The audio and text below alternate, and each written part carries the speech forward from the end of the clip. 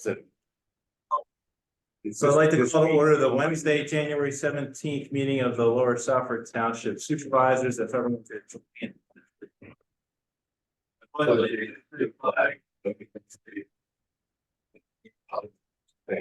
One nation.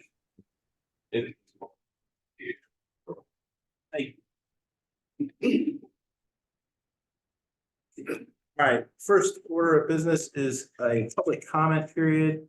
We are going to now include in our work session meetings. Is there anyone in the audience who wishes to be recognized? Hearing none, I will accept a motion to approve the work session minutes of December 20th, 2023, pending any changes or comments. So moved. Second. Moved and second, and all in favor say aye. Aye. Opposed say nay. Motion carries. Next up, Andy Freeman, the liquor license transfer for the Recreation Authority. Yeah, good morning, everybody. I wanted to come here this morning to talk to you about the transfer of liquor license from the township to the Recreation Authority. As you know, Did you do that before? No, did not do that. Doesn't seem like. Anyway, I looked into an answer to that question, and I don't know the answer to that. But obviously, the Rec Authority owns the golf course property, and the property is managed by Great Life Golf. Now, Great Life Golf acquired Brown Management Company at the end of 2002, and when Great Life Golf went to inform the Liquor Control Board that they were the new management company, the Liquor Control Board pointed out the fact that the township was the licensee, holder of the license, but had no interest in the property anymore. That's obviously a problem for the Liquor Control Board because they view that as the Recreation Authority having an interest, a third-party interest in the license. We tried to get around that by virtue of an amendment to the management agreement. That was unsuccessful. So it's our recommendation at this point that the easiest way to rectify the situation would be for the township to transfer the license to the Recreation Authority. So they will own the property and the license. In order to do that, we're going to have to do a person-to-person transfer. So we're going to have to file an application with the Liquor Control Board. We will have to do some paperwork associated with the transfer and agreement of sale, probably for $1 consideration, and get that all submitted. But I just wanted to come here this morning, answer any questions that you might have, and to also let you know that there will probably be some action items for the board, perhaps as early as February with respect to approving agreements associated with that transfer, and then authorizing Joe and the board to take any action that might be necessary to complete that application process. Sounds good. The Recreation Authority is starting to make some money. Normal and customary, those liquor licenses go for about $350 or $400,000. Don't start with me, Yeah. man. Now, you did explain that, but at this sector, they don't work on as any kind of entity of the township, like, well, I see recreational authority basically as a sub category of the township, doesn't apply for liquor control board. No, I think it happens so far though. Yeah, I think the issue is, even though the authority may function that way with the township, it is its separate legal entity, organized under the Municipal Authorities Act. So that's purely how the Liquor Control Board will look at it. They're a separate entity. They're their own municipal corporation. They have their own authority and power under the act. I used to have a liquor license or be the signing of liquor license for the Knights of Columbus years ago. So I'm familiar with that. Yeah. My curiosity is, and I'll take it while we have it, but why are they letting this operate currently? Well, I think there's a pending application for the appointment of a new management company. So they do know that there's something in the works. And in connection with that application, I did reach out to the licensing agent and informed her that we had this situation. I talked to her about how we could rectify it, and I indicated to her that I'd be speaking with the township about the transfer of the license. So they're aware that we're in the process of trying to deal with the issue to make sure everything goes smooth. Yeah. Surprised we're not shut down. Right. Yeah. Is there anything we need to do, Andy? Right now, obviously, we appointed members of the Recreation Authority. Recreation Authority is operating their thing. There have been times in other municipalities in the past where the authority and the municipality don't always see eye to eye. And while I was making light of the asset value, At some point in the future, the authority could decide to sell or do something with that liquor license that may not be where the township would like to see that asset go. Is there anything with this transfer that we can have a secondary agreement that would prohibit the authority for disposing of or transferring or selling that asset without first getting board approval? Yeah, I guess we can look into possibly doing a right of first refusal or some type of an agreement. And an agreement separate from that, Separate and apart. that keeps some level of control from us rather than it just purely being, I mean, yes, right now for a friendly reason, that makes all the Yeah. sense in the world. But things do get ugly Yeah. sometimes. Yeah. Yes. Okay. Understood. Not here in the south. All right, anything else for Andy? Any other questions? Yeah, if it's okay, I do have to run to a meeting in Blue Bell for 8:30, so if I can. Be careful. That. Bill's right. Right, all right, great, thank you. Thank you. Yep. All right, next up, Public Works, Mr. Jones. Thank you. Good morning. Before I do my department update, I just want to introduce the board to our newest member of our Public Works team, Sam Hudson, and Mr. Shelley, Mr. Canavan. Hello, Sam. Mr. Sharon and Mr. Kraus, our board of supervisors and our bosses. Sam. Loosely speaking. Yeah. Believe it or not, Sam, it doesn't look like it, but he's a military veteran.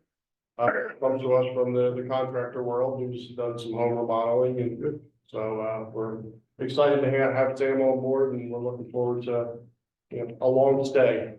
Did that happen here? Yes, it did. So we're, you know, baptism by fire. Snowstorms and flooding and everything, you know, clean up and, you know, the issues, so. You haven't related the fact that we haven't had snow in 700 days and then Sam shows up. Yeah. Maybe we need to rethink the hire. Sam, we're hoping you stay 50 years. Exactly. You can get a road named after you if that happens. Glad to have you. Thank you for your service. Good. Good, Andy, sit right there. Those counts as your break. Oof.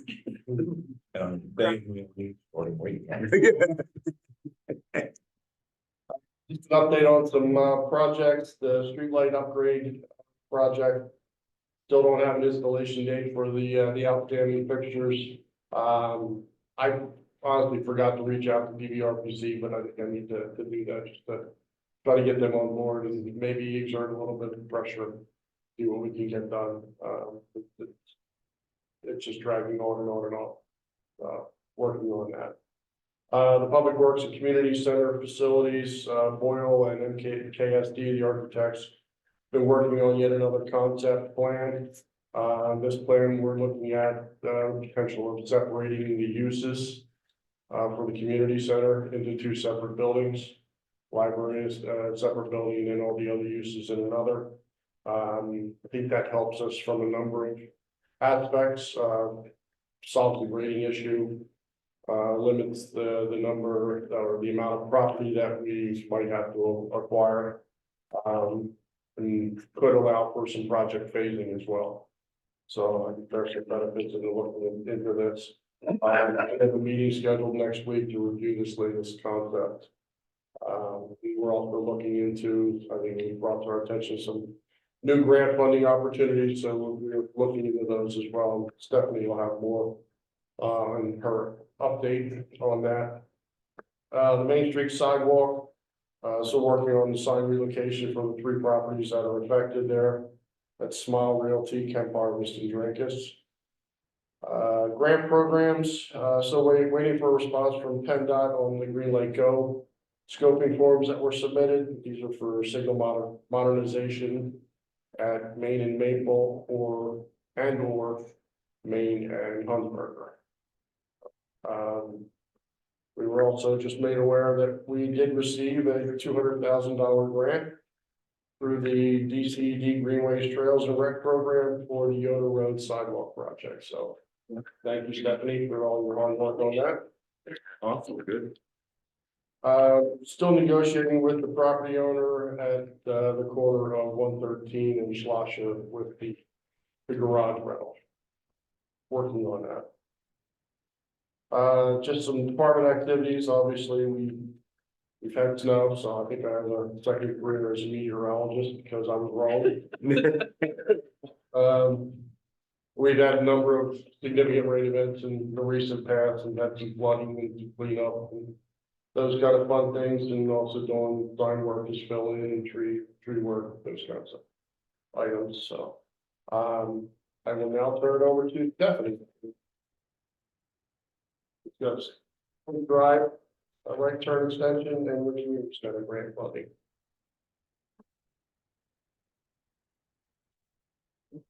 We can't hear you, Stephanie.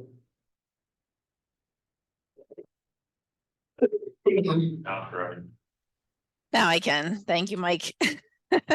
Good morning, everybody.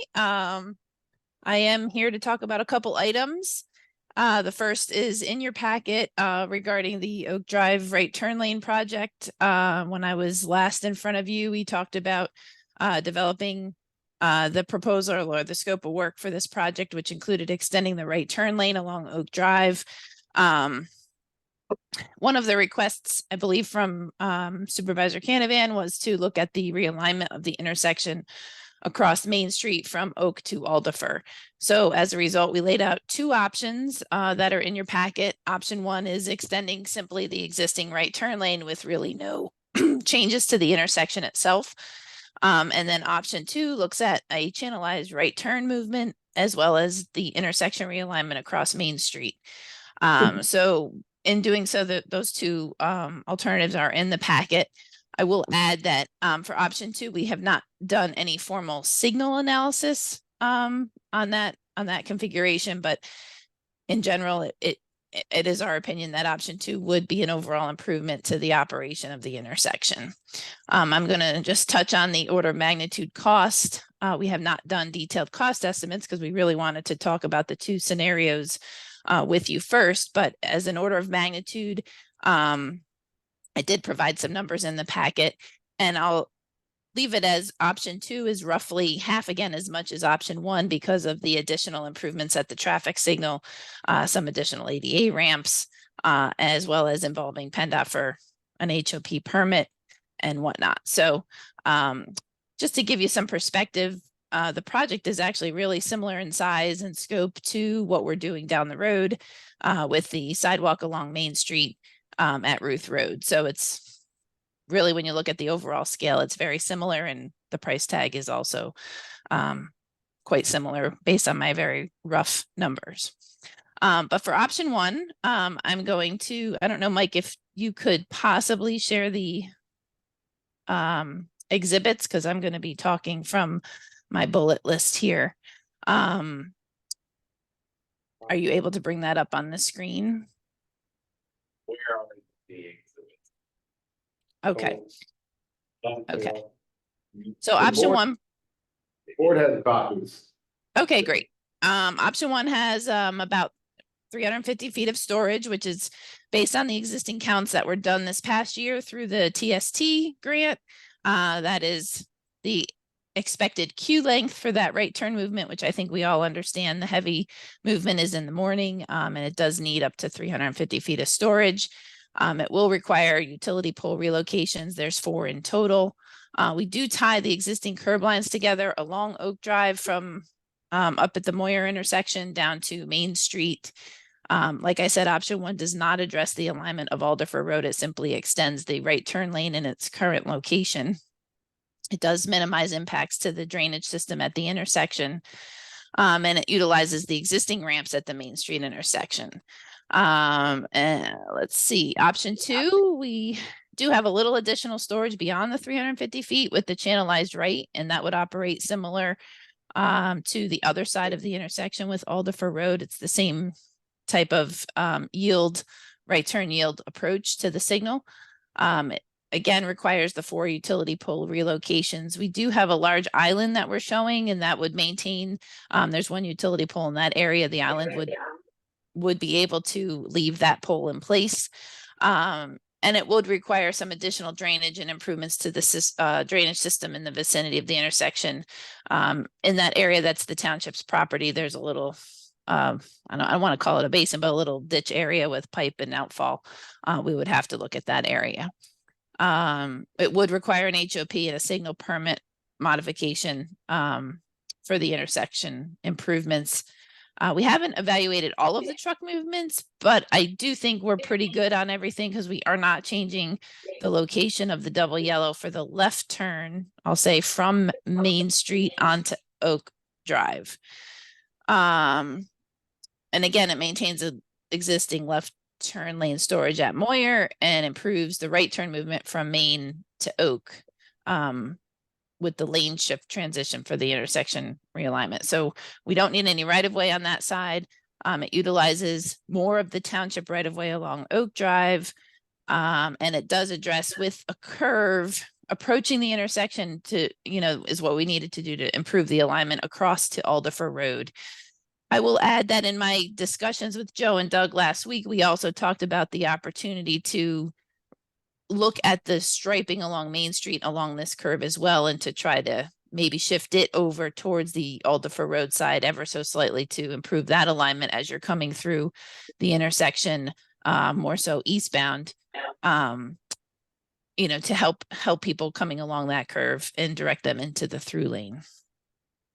Just a few other notes I'll say with the project. And again, this project stemmed from extending the right turn lane, but also adding sidewalk connection from the Main Street intersection up to Moyer Road, wrapping around the Moyer Road intersection, and then tying into the existing sidewalk that leads up to Bell Lane. So that would be the complete project. And again, the majority of it would be within the township's property. There are 2 properties up near the Moyer Road intersection that would require coordination and some acquisition in order to fit the sidewalk. There is already curb in much of that location. Well, I guess the corner property wrapping around Moyer already has curb, so it really would be for sidewalk, the sidewalk improvement at that location. So really the reason I'm here today is we want to continue moving forward with the project development and getting an overall horizontal plan in place. But we really wanted to talk about the options, whether it's preferred to simply extend the existing right turn lane or look further into the overall intersection improvement and the realignment, and look a little further. It's obviously a little bit bigger project moving in that direction. Stephanie, quick question is, I appreciate you looking at option 2. I know I brought it up. And yes, for the right turning lane and the alignment with Alderfer, it looks clean. What it strikes me as is if the bulk of the traffic is right turn movement in the morning, you're going to have the bulk of the traffic in the afternoon trying to make left turns to come home. Mm-hmm. And that pork chop and then how the intersection with Alderfer is aligned, that left turning motion from Main Street onto Oak becomes incredibly awkward. And I don't. Yes, I would say yes and no. We did not really change the location of the double yellow. While the angle is a little obviously tighter for that left turn movement, the existing pavement of Oak Drive is still there and available for use. So I do expect we would probably shave back that radius on the island a little bit. But the left turn still has all the available pavement that it has today out there for those turning movements, but if that makes sense. If you follow the intersection the way that you have it designed, you're making you're making greater than a 90-degree turn. It's a reverse turn and then back into another curve. It strikes me as very awkward for the amount of volume. Mm-hmm. And here's what my take is on it. To fix what is the lower volume traffic, which I think is the traffic coming from Alderfer to cross onto Oak, we're making what is the larger volume of traffic a more awkward movement. Right. So from my opinion, I would say you just go with option number 1 and live with the misalignment, because I don't think this makes it, I think it fixes one problem and may create a larger other problem. You're correct. And it is, it obviously is a challenging alignment at this intersection with the angles coming in and then the curve of Main Street. So there is definitely some challenges there. I do think maybe the shifting of the striping towards the Alderfer Road side, obviously that could help it a little bit, but it is definitely it is a bit of an awkward movement, and you're correct. The heavy movement is the right turn in the morning and the left turn in the left turn in the afternoon. Not as much. I will say the volumes were significantly, they did not, how do I want to say this? They did not match. Like, so the right turn movement in the morning and the left turn movement in the afternoon were not identical. There's definitely more traffic going through the intersection in the afternoon than making the left, which I found a bit interesting. I mean, it's still a fair amount making that left, no doubt, but it's not quite the same volume as those making the right in the morning, if that makes sense. You make a great point, Rick, though. That was one question I had, because I just noticed unofficially observing this. I grew up right around the corner. But you're on that street all the time. Yeah. And constantly people making a left there will shade that corner anyway, cutting over, I see the close calls sometimes, and it always strikes me, that's the first thing I noticed. The only other thing I had that I was going to ask about this is this pedestrian crossing. I know when they first put the one on the other side, I was not connected before it anyways. Years ago, I don't think anybody was here, but it was a lot of confusion. I noticed a lot more people scurrying across. People caught on, obviously, but another question I have, just out of curiosity, looking at this alignment roundabout, is that a possibility without knocking out too many, like any property at all? Do we have enough room for something like that? And is that something that we could get funding for? We could also cut the cost of the traffic light altogether with that. That would be another level of evaluation. We have some. Does that look like something, I know we've commented before with other intersections, but is that something that you see that would require a lot more? I think that it's not going to fit within the current right of way of the intersection would be my initial response. However, nothing is out of the question, and we could certainly look at a footprint of a roundabout. My challenge is I've got to know that the traffic is going to work for a roundabout before I put a footprint of a roundabout at this location. And there's definitely, there is some significant volumes. There is trucks, which means we're going to need to accommodate, obviously, the larger vehicles on a roundabout, which means we're going to have a larger diameter circle. So that is certainly something that could be looked at. It's going to probably be, we're seeing the roundabout up at Shelley Road, I think was roughly about $1.5 million when it was bid a couple of years ago. So, we're in that same ballpark, maybe a little bit more again. We were up to $1 million about with this signal option. I think it's going to be, by the time that would come, we're talking 2+ or more for a roundabout at this location. And then again, that's, I can't sit here and say absolutely it'll all fit. I don't know if it will all fit without affecting other properties, I'll say. But it's certainly an evaluation that can be done. There's different analysis that has to be done in order to decide. And the volumes are pretty heavy, so I just don't know what it's going to tell me at that point. If it would be single lane, double lane at one point, there's different scenarios we would have to look at for that. I appreciate it. So let's take a step back. The idea here was to mitigate a right turn queue issue. So to spend $2.5 million on a roundabout to fix a right turn queuing issue is probably not something I'm going to get behind. With that said, to me, the simplest thing is option one addresses the issue at hand. If some future project we want to talk about a roundabout, maybe sometime in the distant future, I'll be long gone probably. But for the immediate need, I'd like to get that queuing issue resolved.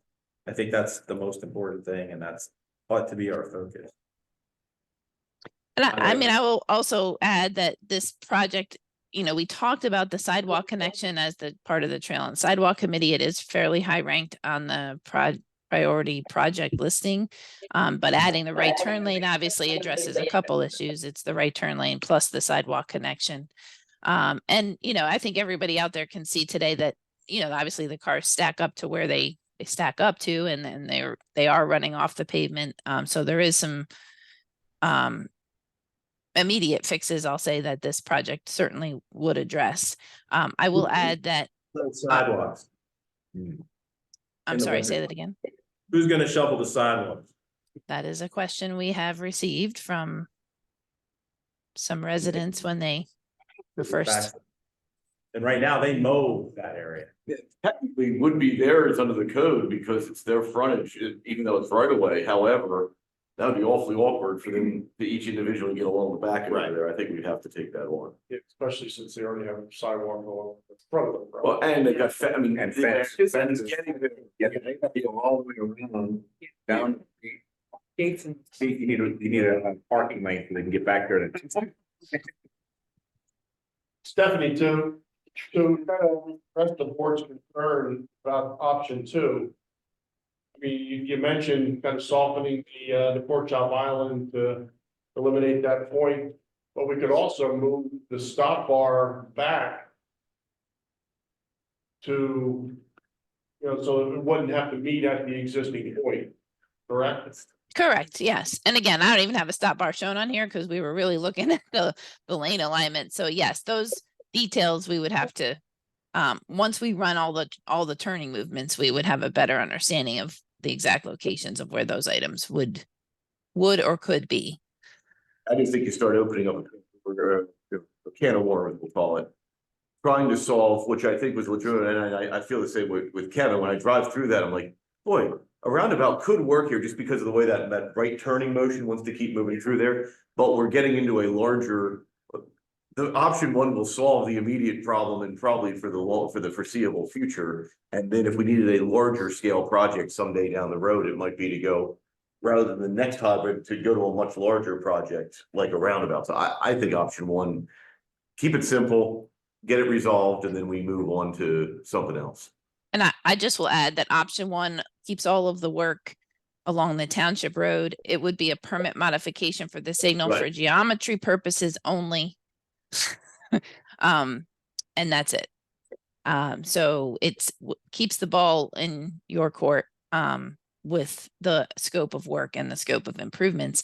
You enter into Main Street and start looking at, modifications to Main Street, and we introduce another agency. I think coming in here, I was all for, obviously whatever's the safest, most efficient. I noticed in your report here, Steph, that you put that option two would be overall improvement for the intersection, but based upon what Supervisor Canavan said, that was one thing I was thinking as well, that left turn. So, and really what gave me the idea of roundabout is looking at the way it's there. Yeah, It's almost, we're straight. Property there, but what is the option if we didn't have to do that? So I guess, for me, based upon that, I would lean to option one for now, considering it too. Stephanie, have you given any considerations to funding sources for the project beyond township right? Yeah, so at this point, pulling together this option, that the whole point for this exercise also was to then lead into funding sources. So, obviously we're talking that 6.5, 7. I forget what, let me go back. What was my total for option one? Yeah, 650. Yeah. So, there's a lot, there's a few different options, that could be used. I would think an MTF for construction would be ideal. That's a good number for MTF to issue. I know it goes up to 3 million, but they like that 1 million size project a lot. So it has obviously the sidewalk connection, and the extension of the lane. But I think the best way for this to get MTF funding is you have to really have your plans ready and submit for the construction dollars with a design, because that's just the way MTF is. As far as other funding sources, I mean, you could certainly try to patchwork some together, but a lot of them have that 250 cap. So there's some different options in that regard. I will touch on the fact that, like, for this round for Montco 2040, which is a $250,000 cap, Doug mentioned the Greenways Trails Award that was made yesterday. We are still moving forward with the submission of the Yoder Road Sidewalk project to fill the gap because we asked for 250. So I'm working through the numbers to determine what that request will be through the Montco 2040 program, but it looks with adjusting the cost estimate, making sure we have enough to cover once the project would go to construction, I'm looking at those numbers. So again, that's kind of like a piecing together of two programs to ultimately, fund the entire project. This could be something similar in that regard. I would stay away from the TASA, which is the Transportation Alternative Set Aside funding source, which we're using down the road for the connection at Ruth, mainly because it's not a state road. There's other hoops, obviously, we know we have to jump through to meet the federal funding guidelines. So for the project of this size, I would recommend staying away from the federal dollars. And being that it's on a township road, I think you're better off looking to other, whether it's county or DCED funding sources. Okay, so I think what I'm hearing is, from a consensus of the board, we'd like to maybe move forward on this project, which means some kind of proposal to include not only the traffic analysis to ensure that this actually works like you think it's going to work. Yep. But also pursuing perhaps a couple different funding opportunities so that once we do get it designed, it's sitting on the shelf, we can move forward to the extent we can get some funds. And I still have some time left, obviously, in our original scope for these options. So I think we can, let me look at that, see where we stand, and see. Really, the goal there was to really develop the conceptual plan and the layout using the survey, getting a good cost estimate together so that we can look at the funding sources at that point as well. So I can put together that information as well as a supplemental proposal to include the analysis and whatnot. Just clarification for me, both options would require right of way at the corner of Moyer for the sidewalk, correct? That is correct. So there are two properties that if you look at the plan around Station 32 plus 25, that's where the township right of way ends. There are two properties there that would require coordination with regard to putting the sidewalk in, but both properties do have curb along their frontage. So the good part is there's no road widening or anything, no curb line that would need to be installed. They do have curb at those locations. So it truly would be making the sidewalk fit along their frontage.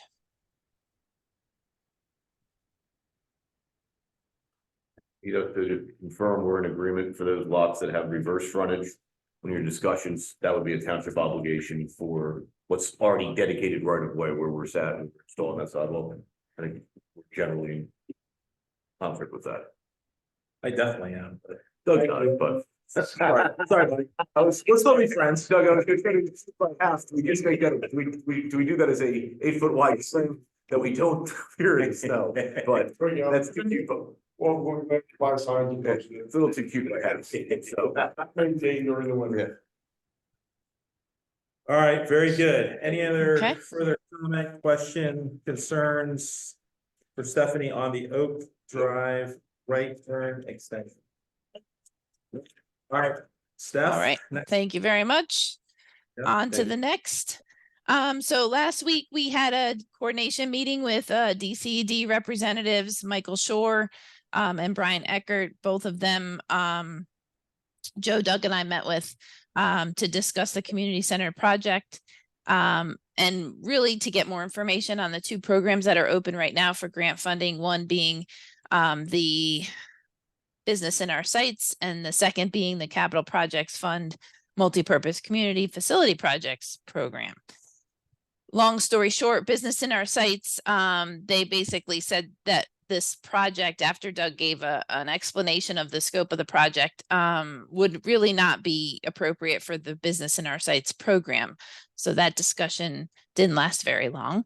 However, the next one, which was the Capital Projects Fund Multipurpose Community Facility Projects Program Guidelines, that one we got into a lot more detail. Doug did explain the overall scope of the community center project, the different phases, and I do have minutes from that meeting. So I'm just going to refresh my memory with those. The long story short is that there is a benefit to pursuing funding through the capital projects program. But however, the project really isn't at the point to really pursue the construction funding through that grant. There is an opportunity to pursue right-of-way acquisition, which my understanding is there is a property that does need to be acquired in order to continue this project, I guess, at the current scope. So the question really here is whether or not the board would like to pursue the right-of-way acquisition as part of the grant program for this round of the community facility projects. And in doing so, it is our understanding you would have to have an appraisal done to move forward with that part of the application. And Doug, feel free to chime in since I know you're more well-versed in the overall project than I am. But there are a couple things coming up. There's some webinars at the end of the month of January. This is a new program, so they do have a couple webinars that they are advertising. I believe we'll see a formal announcement today on those dates. And then there's also some frequently asked questions about this program as well. And it is opening, I believe, February 1st. Or maybe it's actually even open now in January, and it's due April.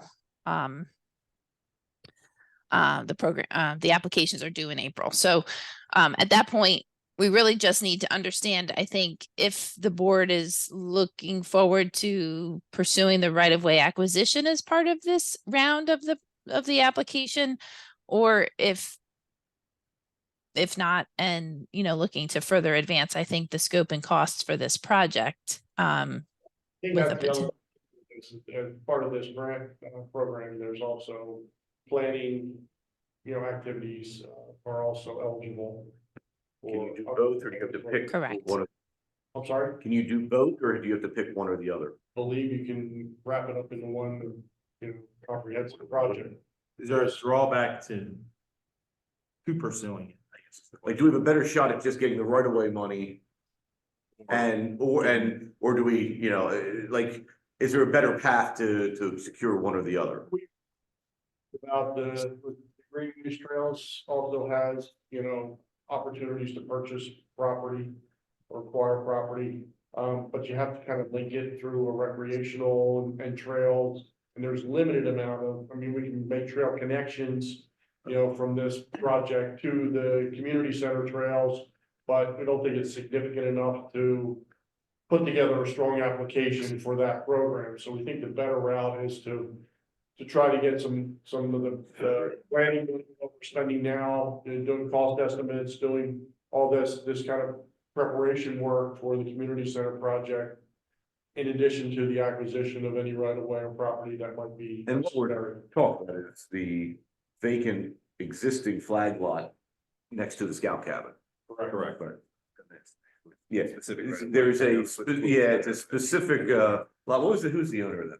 The gentleman just passed away. Booker. They have their split level on Maple, and then there has always been an existing subdivided lot behind them. Looks like their backyard. Yeah, between their house and the scout. Yeah. And I know we've made some approaches in the past to them. Right. But I mean, that strikes me as, regardless of what is the outcome of all the community center discussions, that's always been something between the community center and the township that's an appropriate expansion of the community center for multiple reasons. So I don't see that there's a downside to going after it. I don't know. So I believe one thing I would want to note is that for right-of-way acquisition projects, they do require an appraisal that needs to be submitted with the application, which is due in April. Program for the appraisal, because we can authorize the appraisal Right now. today and. I don't know if that's an eligible cost. But we're out the minute, Scott. Yeah, the appraisal's what, less than $5,000? Yeah. Yeah. And it's a single existing building lot. It's not a. Right, The we discussed that, and I said, because they were talking about, range of funding, well, we're probably looking somewhere in the $250,000 to $300,000 range for that parcel. So I mean, it's not a huge number, certainly in the scope of this program, I think is. They're not, and one of the problems is we were discussing the program, I don't think they had all of the details down yet. Because it isn't finalized, and we'll find out those things, at these webinars later on, but. I think, from our perspective, that was probably either the planning and or the acquisition was the way to go at this point, because we're just not that far along. With the project to ask for anything else. Certainly construction, but we don't even know. And I will add that the construction money did have a date of December 31st, 2026, that your facility has to be essentially open to the users. So Yeah. I think that's another aspect that would probably lead to looking for the right of way versus and the project development. Project development will require, I think, all the parties involved, obviously, to come up with a scope of work that would meet the project development aspect of the grant and to take it to a certain point and understand the costs that are involved. So that's, I'm pretty sure going to involve a few other entities or those working on the community center project themselves, right? So for the application, it would need to have a detailed scope of what that project development scope of work would be. And those applications are due when, Stephanie, I forget. I believe it's April 20th. So there's a time. I will double check the 20th of that. I know it's April. I just am not sure if it was earlier than that or not. I couldn't hear you, Doug. The match, how much was the match? There's no match. I don't think. The best kind of money there is. Well, then I will have to double check on that. Don't quote me on that, but I'm thinking that I thought that was the case. I would say we move forward with the application process. We authorize Joe to get an appraisal of the property not to exceed $5,000. If it's more than that, maybe come back to us just so that we have some cap on it and move this ball along. Should we let the property owner know that we'll have? Oh, you're gonna have to, I think from that standpoint. I'll second that. Moved and seconded. All in favor, say aye. Aye. Opposed, say nay. Motion carries. Everybody's got their marching orders. Very All good. right, very good. Anything else for Public Works today? Joe, I think the other piece of that is, I'm sorry, just when you're talking it may just, we would like to get this for the long-term planning. And I think we can probably talk to them about timing about, even if we were to acquire, because we got the grant, if we don't need it right away, is there an opportunity like as a hybrid to make it palatable if they don't want to sell right away? Use of it for a 2-year lease back or whatever until we're ready to start construction, something of that nature. Right. So it's not like we sell it today and you have no access to it tomorrow if we're not using it right. So just some in your negotiations. They may not want to be mowing it anytime. And that is perfectly Just fine, saying. too. I know when we last reached out, they weren't quite ready to be, That's it. It makes sense. Yeah. so. Can I Very just good. ask, can I just add one more thing on top of this? So as I mentioned with the Yoder Road sidewalk, I will be coming back once I review the grant award plus the Monco 2040 program. I will be coming back with a resolution for the February Board of Supervisors meeting once I have those numbers all aligned. I'm probably going to have a call with the county as well as maybe DCED once the award letter comes in, because of the match requirement on DCED talks about the total project cost, but the grant was less than that we requested. So I need to get some answers to some questions before I can calculate that dollar value for the Monco 2040 resolution, but that will be prepared for the February Board of Supervisors meeting. Excellent. It's going twice. All right, very good. Chief Medwood. Very brief update. In this bid, we had our 2009 Unwind Explorer up, and that finalized on Monday. $6,700. Park cameras, our focus had been on Alderburgh, but we still need poles of power, so we diverted to right our roadside where there is a pole. With the box and cameras, and Doug is following up for them. Thought there may have been internet there, but at least temporarily, we're gonna be putting the cradle point up there. And if, because of the people in the greenhouses, we're gonna have, whether it's a Comcast dark spot or something, Yeah, there's no Comcast on the street, right, so we're but gonna they're looking at leverage that. Verizon at this point, so. And if it ever becomes, we can move the cradle point to some other park down the street. Apparently not. Comcast guys have shows on their plans, but there's nothing on the pole. So, It is what it is. the good news, we have plenty of parks to go, so. Yeah. Just move it. So that's the one. Good. Expect. It will play out next. And then Park Avenue. Or some bigger issues there. That's good. So I had, Thank you. Any sorry, questions for Tom? Bethany. All right, building and zoning, Vicky. Mr. Chairman, so, so far this year, or this month, we had 37 permits that were issued. Last year we had 43, so we're ahead of schedule for the as compared to last year. No zoning hearing board applications for the month of February. For the planning commission meeting next week, we have the Shahada residential land development. It was submitted as Crossroad, Little Rock Crossroad land. That's the three twin unit buildings that are proposed there in the village of Little Rock.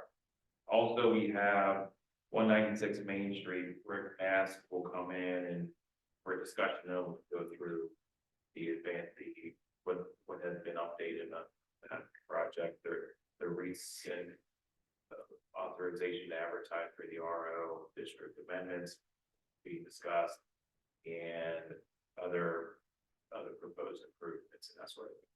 So it's only for discussion. Also on the agenda is the sign ordinance amendment. This is as we discussed before at length, and now we're trying to slower part of the year to reignite that flame, get that through the process. Be adopted. And last but certainly not least, we're welcoming our newest planning commission member to take Brad Rance's place. Julie Youngberg, she'll be attending that. So that's a planning commission, and what I wanted to go through some recent events that have been happening. One, for 565 Freeman School Road, Mascaro, we've been contacted by Keystone Opportunities, and they were actually interested in discussing using the site. They wanted it to be kept on the down low because they weren't necessarily sure if they were going to be able to vent or grass or anything. But the reason why I wanted to bring it up because I volunteered at the Go Blue shelter in Lansdale and it came up in conversation. So somebody else. So I figured if it's already getting around, I wanted to at least bring What it do to your you attention. actually use it for? So they're on their website with their mission statement includes housing the homeless, feeding the hungry, and educating adults. And so the discussion that I had or that we had with the police executive director organization, he mentioned some of those aspects. There's quite a few buildings that are there, and he did mention that there would be housing for the homeless and education happening, and in a more of a, I don't want to say full-time aspect, but it would be not permanent housing, but housing that would happen throughout the year, and also emergency housing, emergency shelter with times like this where the blue might be called. And that sort of thing. So I just wanted to bring. Good point, though, that obviously zoning does not allow that. Right? Okay, so they would have to go through a zoning review and a land development, or however they would put it. And practical standpoint, that's sort of out in the middle of nowhere for that kind of use, isn't it? Yeah, we talked about that too, especially for an emergency situation. It's almost inaccessible because you can't even walk along the street. Right. So, but for a more permanent base, not permanent base again, but for longer term, yearly, right, longer term, that's. But just wanted to bring that to everyone's attention. We haven't heard from them. One. The next thing is that you probably already have heard that the Harleysville National Bank property is rated by Main Street and Chamonix Creek Brewing Company is proposing. They heard it still has not received a building permit. They're gonna need full building permit. They appear to have parking. This too has been discussed. Not the specific user, but this has been discussed with the owner of the property and that sort of thing. So we knew that this was coming, but bring it to your attention.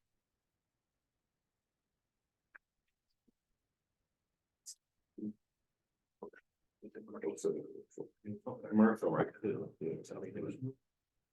The Chamonix Creek Brewing Company. But they're only looking to use it as a tap room, not as a microbrewery. That's what I understand. What were they talking about housing too over there? That they were gonna put in, They haven't come back on any of that. no, okay. That would require, Added in the zoning? that would currently permitted, it would need to be a zone change to BC. I mean, it's surrounded by BC. No. Point of case. Sometime in supposed to be submitting a plan for CKN against both C ordinance code, the BC. The comparative benefits of both before moving forward. Very good. That's all.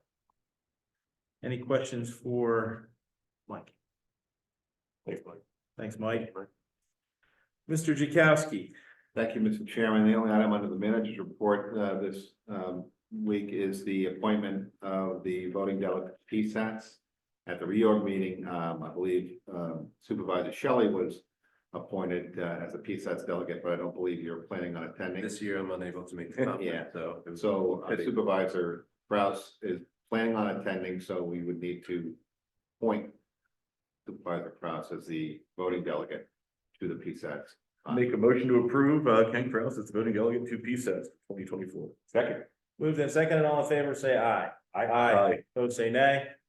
Motion carried. We never even asked if we wanted to do it. That's right. We appreciate you volunteering. Voluntold. All right. Thank you. Anything else, Mr. Jakowski, on your? Nothing further. Sure. About an executive session today? It's needed, so. With that, we will call this adjourned. Thank you, everyone. Thank you all. Have a good night. See you. Yeah.